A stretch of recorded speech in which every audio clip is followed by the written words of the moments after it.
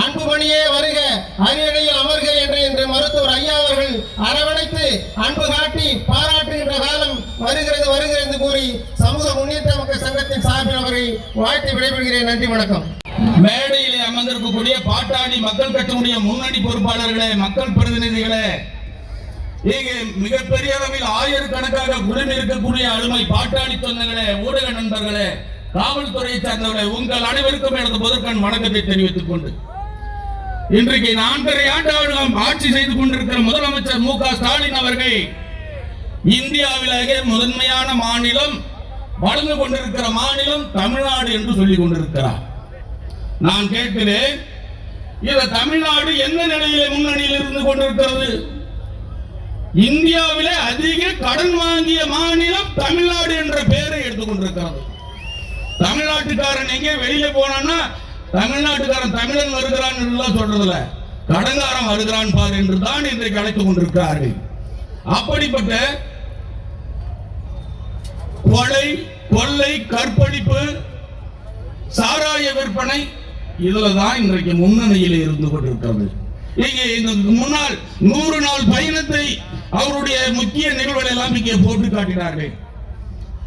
அவர் காட்டிய அந்த நல்ல திட்டங்களை எல்லாம் நீங்கள் 6 முறை ஆட்சிக்கு வந்த திராவிட முன்னேற்ற கழகம் அதை செய்து இளைஞர்களின் எழுச்சி நாயகர் மருத்துவர் சின்னையா அவர்களே, இந்த நிகழ்ச்சியிலே கலந்து கொண்டிருக்கிற அனைத்து நிலை பொறுப்பாளர்களே, 2026 அண்ணன் அன்புமணி ராமதாஸ் அவர்களை முதலமைச்சராக ஆக்குவதற்கு சபதமேற்று வருகை தந்திருக்கிற அண்ணன் அன்புமணியின் உடன்பலமாய் தம்பிகளே, உங்கள் அனைவருக்கும் வணக்கம்.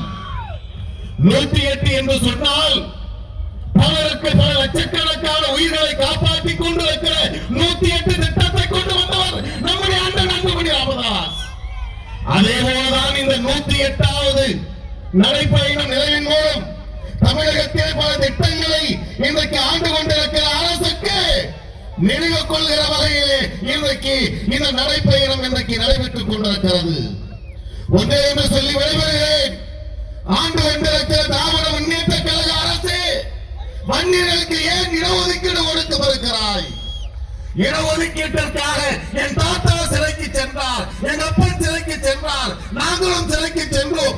எங்களுடைய பிள்ளைகளும் டிசம்பர் 17ஆம் தேதி தமிழ்நாடு முழுவதும் இருக்கிற சிறைச்சாலைகளை அகற்றுங்கள், விரட்டுங்கள். இந்த ஆட்சி செய்தது போதும், இவங்க ஆண்டது போதும்.